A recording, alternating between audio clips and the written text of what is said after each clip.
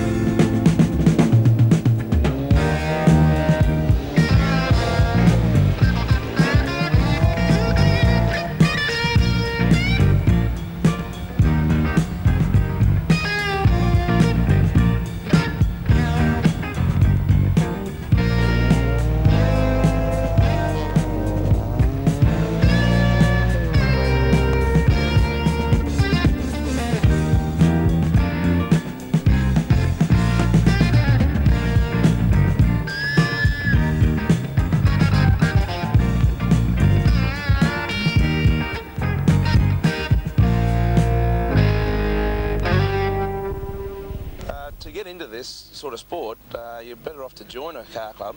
There's 5 in the Newcastle area, and from that you can run in all these sort of motorsport events. It's better than going hooning around the road and tearing up your own paddock or backyard.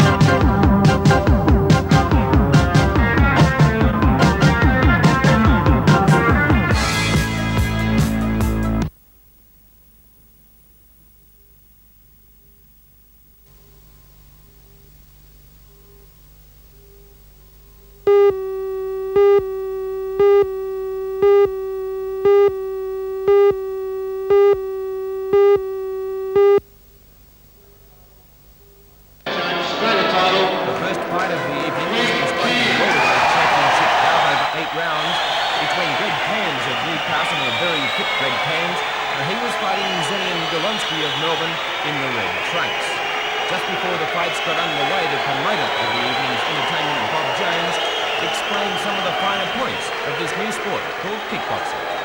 There's very little difference between boxing and kickboxing. In fact, the significant difference is that we kick. Outside of that, the rules are exactly the same. We use the same weight divisions, but the major difference is we must throw 8 kicks every round, otherwise a fighter is penalised. The judges, we have 3 judges outside of the ring with a referee in the centre, and we give the same 10-point must system where the winner of the round does receive 10 points and a majority of 10 points to the loser.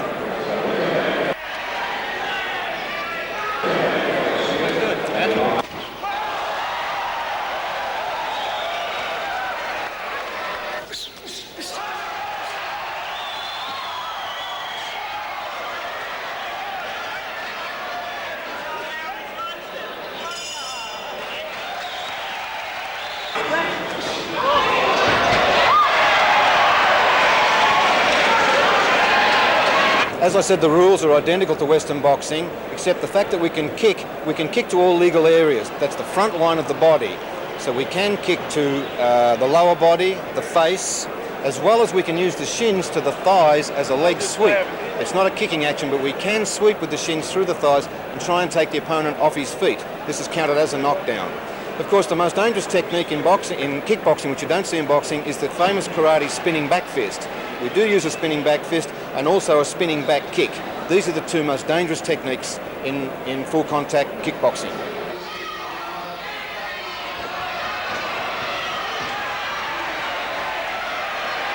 Spinning back fist and also a spinning back kick. These are the 2 most dangerous techniques in full contact kickboxing.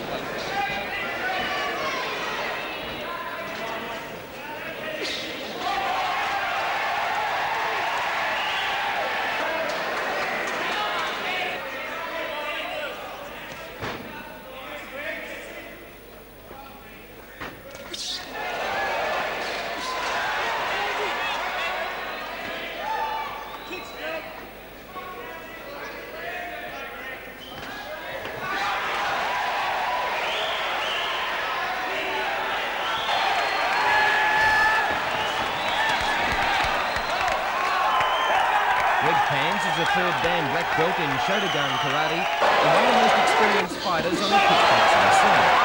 He has recorded only 1 loss to date over his long career and is regarded by many as having the fastest hands in martial arts in Australia.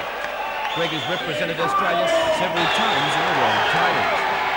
On the other hand, Zillian Goronsky has had 34 fights and is the current Australian full contact Kung Fu champion. He was narrowly defeated by the number 9 rated fighter in the world, Percy Lanciana, over 8 rounds in Melbourne last April. So the scene was set for a great fight. And all during the fight, it seemed that Greg Cairns, the local Newcastle fighter, had the edge. But as it worked out in the end, and by the judge's description, Greg wasn't kicking enough and was being penalised precious points as the rounds grew on. His corner even yelled to him to kick more, but Zillian Goronsky kept charging in and Cairns kept fighting.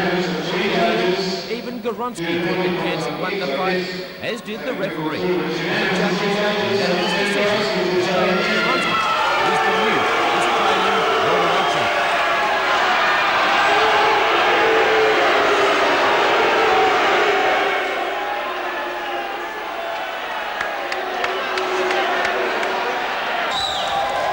The next fight on the card was the big one, the Australian Cruiserweight Championship over 8 rounds. A title to be fought for by Basil Gura of Newcastle and Peter Hensel of Perth. This title was left vacant when Tonya McCoy from Melbourne did not want to defend his title. And the fight didn't last very long as Basil Gura belted his way to a very quick win.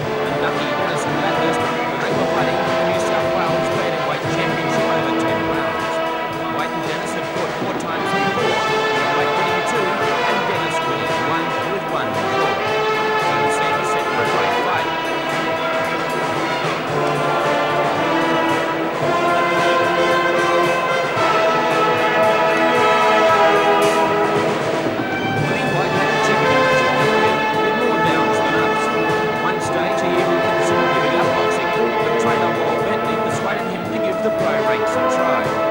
That was 8 months ago, and except for the loss to Ducky Dennis, he hasn't looked back. In the latest ABF ratings, he is the number 2 placed bantamweight to world-class Ferrari. However, trainer Paul Bentley says he is quite happy to stay there for some time yet.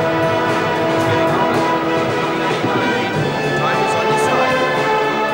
Alex Ducky Dennis, unlike Willie, enjoyed a very successful amateur career and has tasted the thrills and acclaim of being a champion. During his 17 fights as an amateur, he won the New South Wales flyweight title, the Orana title, and was runner-up in the Australian Championships, also at flyweight. Since turning pro, he has had 12 bouts, with his best win being a non-title fight with present New South Wales junior flyweight champion Bobby Williams.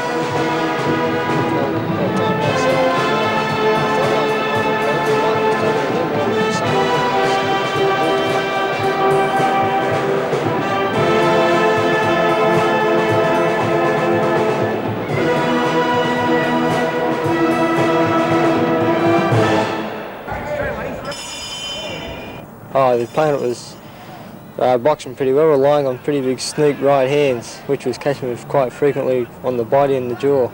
Yeah, I can remember getting a bleeding nose, I know that much. But I honestly forget what happened during the whole fight. It's a bit hard to remember. 10 rounds is a long way to go. Over 3 minutes period and minute break. All I remember was Wally shouting at me to keep going, punch, work on the inside, which I was trying to do, but I felt like I didn't do enough. I thought Ducky was quite good on the night, but that's the 5th time we've fought, and I guess I was getting weary of him after 4 times previous to fighting him.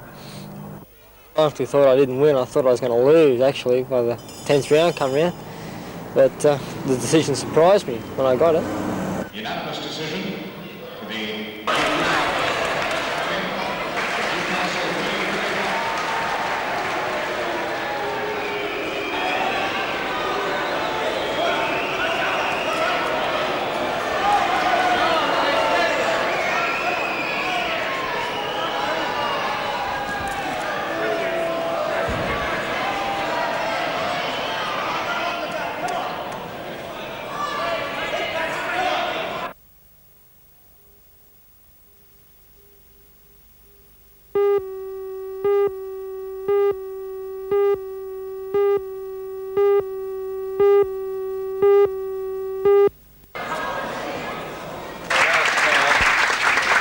Award that was presented was for the leading rebounder, and there was never any doubt as to who would win the award. The man from Memphis, Big George Morrow, not only was the leading rebounder for the Falcons, for the 2nd season in succession, was the leading rebounder in the National Basketball League. For everything. And with form like this, it's easy to see why George won the title. You know, I'm glad.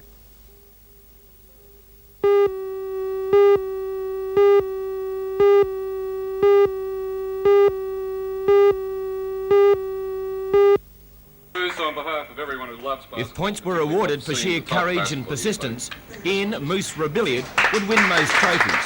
The one that he did deserve this year was for the best defensive player in a very close contest with 2 or 3 other players. But the Moose is certainly a great defender and a super crowd pleaser. Guys like Dave.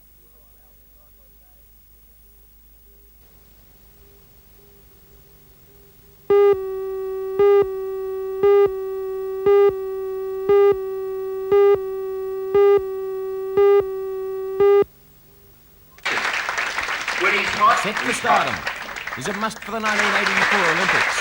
The best individual performance in a half of basketball.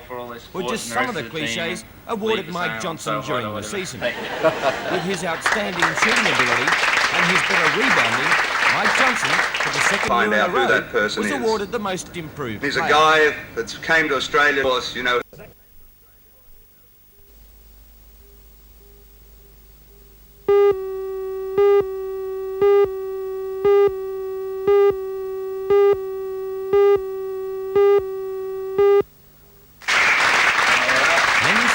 Prestigious of all awards, the most valuable player for 1983. See George in action. For 2 years, he has been voted into the National League All-Star 5, and for 2 years, the nation's top We do rebounder. apologise to some of our patrons MVP that for cannot see, 83, unfortunately, George to... Morrow. Ladies and gentlemen, the leading rebounder for 1983, George Morrow. Gentlemen.